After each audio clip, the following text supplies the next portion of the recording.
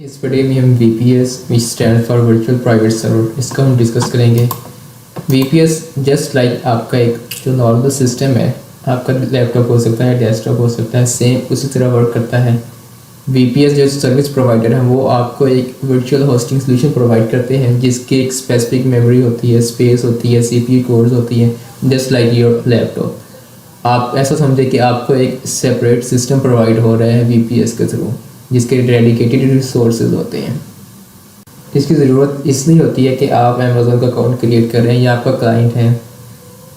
आपने अपने आप को शो करवाया है कि आप UK के रेजिडेंट हैं, आपने या किसी भी कंट्री के रेजिडेंट हैं, लेकिन आप उस कंट्री में रह नहीं रहे होते। आपने अपने आप को उस कंट्री का रेजिडेंट शो करवाया है, उस कंट्री की डिटेल्स, वो सारी चीज़ें आपने क्रिएट की हैं। तो जब आप डिफरेंट कंट्री से फिर लॉगिन करते हैं तो अमेज़न को ये चीज़ ट्रिगर हो जाती है, वो फिर आपसे वेरिफिकेशन मांगना स्टार्ट कर देता है, क्योंकि अमेज़न की एक वायलेशन है जिसको वो IP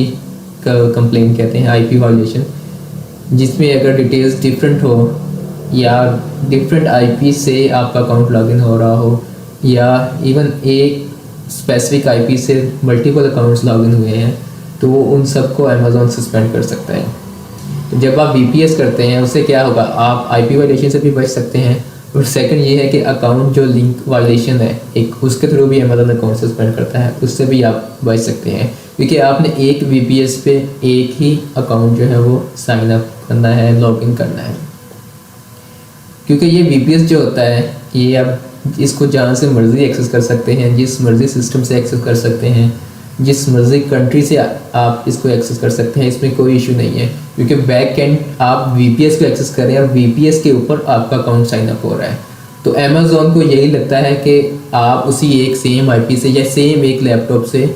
आप एक्सेस कर रहे हैं। इसको आप ऐसा समझें कि VPS आपका एक सेपरेट लैपटॉप है जो उस कंट्री में स्पेसिफिक पड़ा है, उसके पास इंटरनेट है, तो आप उसको एक्सेस कर रहे हैं और उसके बाद फिर उस लैपटॉप से आप अमेज़न का अकाउंट एक्सेस कर रहे हैं। तो बेसिकली आप फिर पाकिस्तान से एक्सेस नहीं कर रहे होते हैं, आप फिर उस स्पेसिफिक जो लैपटॉप आपका UK या किसी कंट्री में पड़ा है, आप उसको एक्सेस कर रहे हैं और उसके थ्रू फिर आगे अमेज़न का अकाउंट एक्सेस कर रहे हैं। अब आप उस लैपटॉप को जहाँ से मर्ज़ी एक्सेस कर लें,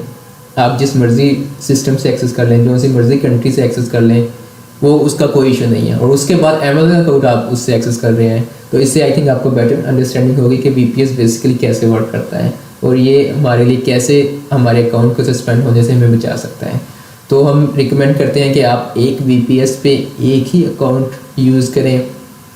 जिस कंट्री का आपने अपने को रेजिडेंट शो करवाया है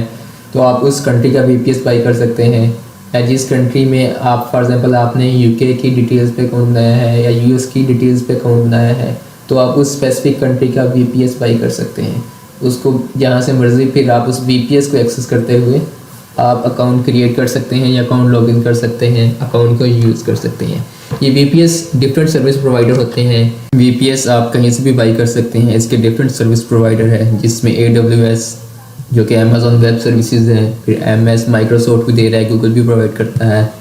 IONS, GoDaddy, नेमचीप, होस्टिंगर, और ऐसे बहुत सारे प्रोवाइडर हैं जो आपको VPS की सर्विसेज देते हैं, आपको VPS का एक सेपरेट जो है वर्चुअल मशीन प्रोवाइड करते हैं। अब देखें AWS Amazon web services, Amazon खुद भी ये देता है, तो आप उधर से भी बाई कर सकते हैं, माइक्रोसॉफ्ट से बाई कर सकते हैं। तो ये एक लीगल VPS सर्विस होती है। तो ये देखें बड़े बड़े जो जायंट्स हैं वो भी ये प्रोवाइड करें, गूगल भी ये सर्विस प्रोवाइड करता है, और जो है गूगल आपको इंडिविजुअल में नहीं देगा। आपने अक्सर देखा होगा कुछ वैसे सर्विस प्रोवाइडर भी हैं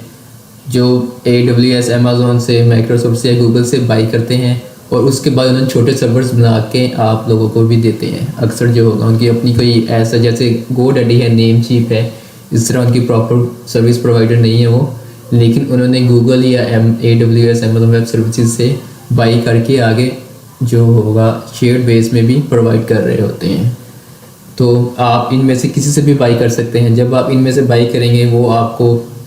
लॉगिन डिटेल्स देंगे, जिसमें एक IP होगा और यूज़र नेम होगा और पासवर्ड होगा। उनके बाद आप उनको